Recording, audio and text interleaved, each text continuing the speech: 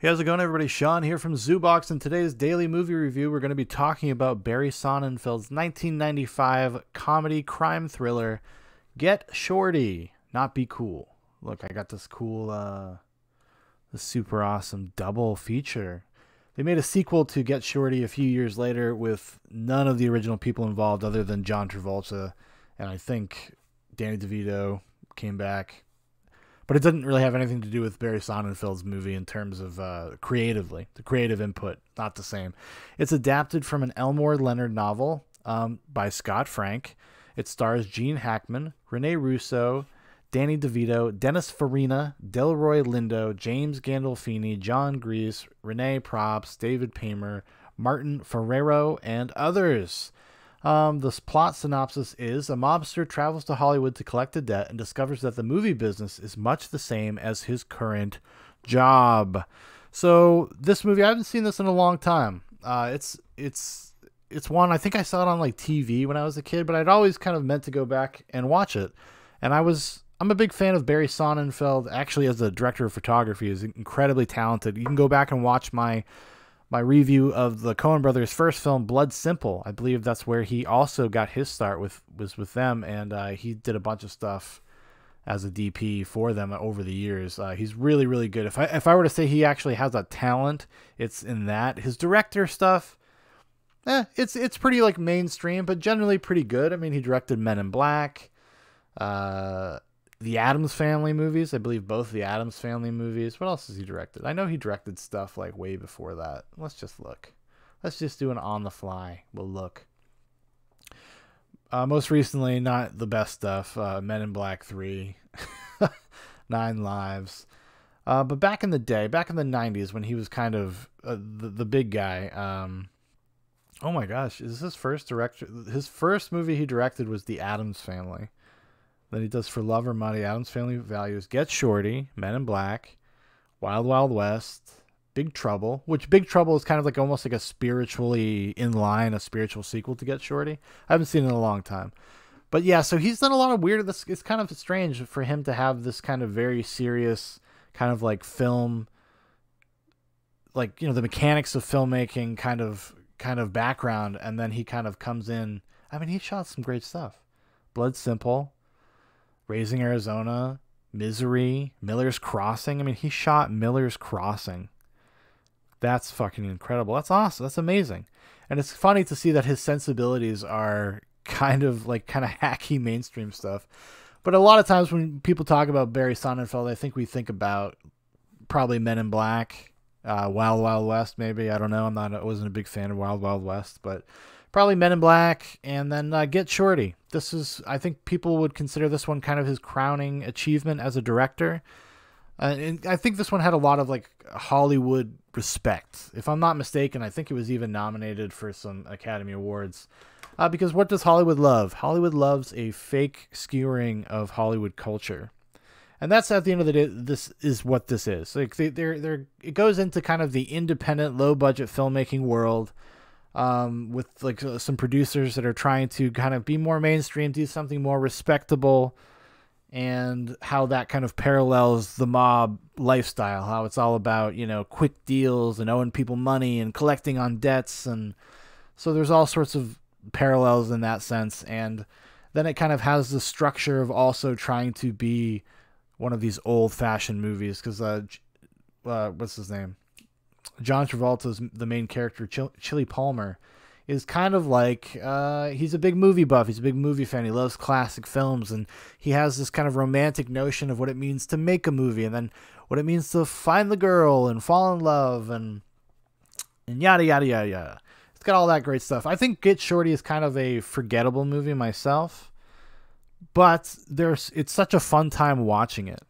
Because like I said, I don't really care about this kind of self-congratulatory Hollywood bullshit that it kind of engages in. But the moment-to-moment experience of watching it, it's full of like really fun characters, really fun performances. Gene Hackman, in particular, is really great in this. Delroy Lindo, another great performance by old Delroy Lindo. He's really good. But one of my favorite performances in this movie, and it's a guy that we just don't get to see enough of, or we didn't, R.I.P., Dennis Farina. Dennis Farina was an ex like New York cop, or maybe not New York, sorry, Chicago cop, and he became like an actor later in his life, and he is so good. He kind of plays he plays Ray Bones Barboni. He plays kind of what's his name? I forgot it again. Travolta. He plays Travolta's character's like kind of foil, the guy that Travolta ends up having to work for, because Travolta's like kind of a slick operator and everything, but he's very low man on the totem pole. He's kind of just like a stooge. He's a debt collector, and he ends up getting sent to California to collect the debt, but then just falls in love with the California lifestyle and being a Hollywood guy.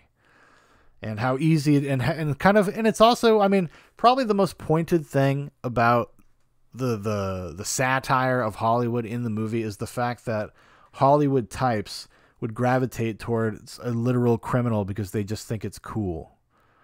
They don't think about anything beyond like any of the ethical or moral implications of hanging out with these kind of people or taking money from these kind of people. It's not even a consideration. So there is kind of that in there, and it does play throughout the movie that, this is a questionable dude. Like Chili Palmer, as presented, is a nice dude. He's a nice guy, but he's also really a piece of shit if you think about what he must have done to get where he is. So there you go. But it's funny to watch kind of the Hollywood machine kind of try to ingratiate themselves to these gangster people. And about kind of the desperation of indie cinema and the desperation of the producers and how they're all kind of, even guys that are doing indie passion projects are just opportunist shitbags. Like it's, for a lot of people, it's about personal clout. It's not about this for the sake of the art. That's not what a lot of this stuff is. They wish they could be shallow studio guys. That's what they wish more than anything. And it's not about making something worthy of discussion or that examines the human condition. As our good friend Marty Scorsese says, that is cinema, that is film. They would much rather just be able to be a producer on a Marvel movie, be an executive producer, somebody that just gets a kind of a paycheck and gets to take credit for saying, yes, do that. So it's interesting. Danny DeVito actually has a pretty funny part. He's playing a character, and if I'm not mistaken, is based on Dustin Hoffman from back in like the 60s and 70s. Elmer Leonard had some dealings with Dustin Hoffman back in the day, and Dustin Hoffman was a very kind of like pretentious method actor, and that's what Danny DeVito kind of plays, this spacey, doesn't really have, he's so out of touch, but he's a good actor, and that's part of his process, and he's kind of a D-bag, but he doesn't realize he's a D-bag. So that there's some fun stuff, and there's some fun scenes with that. I wish it just felt more substantial. It does feel like, it's an enjoyable 90-minute movie, and then when it's over, and you just move on with your life, which maybe is good. Sometimes it's nice to get a reprieve. Lately, I've been watching, for getting ready for the Zoobox Goes to the Movies episodes for Starship Troopers and There Will Be Blood and Doctor Strangelove. That stuff is kind of more intense. I sit down, I'm taking notes, I'm thinking about things, I'm trying to find interesting angles to talk about the movie and how it intersects with reality and our personal lives. And so sometimes it's nice just to turn your brain off a little bit and watch one of these, just a comedy, just a kind of a decent comedy. It's not good. It's definitely not up there with my all-time favorite comedies, but what are you going to do? And probably, I don't know if it's my favorite Barry Sonnenfeld movie, because I think, as kind of big and broad as Men in Black is probably the one that I find the most successful on all different levels, right? Because it works as a comedy, it works as a science fiction mystery movie, and it works as a fun adventure movie. And that's hard to pull off, and Barry Sonnenfeld pulled it off. I mean, so hard to pull off that he was never able to replicate it. Barry Sonnenfeld also directed 2 and 3 of the Men in Black movies, and those are very wide of the mark. They are the thing that could have happened to the first one, right? So he kind of caught lightning in a bottle with that. But yeah, Get Shorty. I would definitely, if you have a chance to watch it and you haven't seen it in a long time, or if you've never seen it, there's a lot of fun stuff in here. I would definitely come for the performances. They really kind of put the movie over for me in terms of being something worth your time. Because just kind of the story and the characters kind of just are very, very shallow, very one-dimensional. But it feels like a movie, though. I will give it credit for that. A lot of times comedies just don't feel like they're movies. They feel like television. This feels like a movie.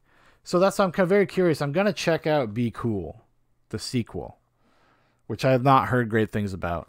And it's different director, different writers, but I believe it's actually based on another Elmore Leonard book. I believe he did a sequel to his own book, Get Shorty. So that's going to be interesting, but it's directed by F. Gary Gray, who's kind of a hack. Or is a hack. So it'll be interesting. It'll be interesting. It's one of those times they made a sequel, you know, a decade after. Probably even longer, right? No, 2005. About a decade after the original. Hey, I don't know why Barry Sonnenfeld didn't come back. You know, why not? Maybe he was just like, no, you know, I really nailed it with that one. Got to do Men in Black 2. Sorry, guys. I really nailed it the first time. Why go back to the well? I assume that's how he talks. I have no idea how he talks. He's a funny-looking little man.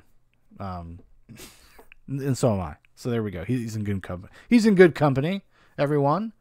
Jesus, why you gotta be so judgy?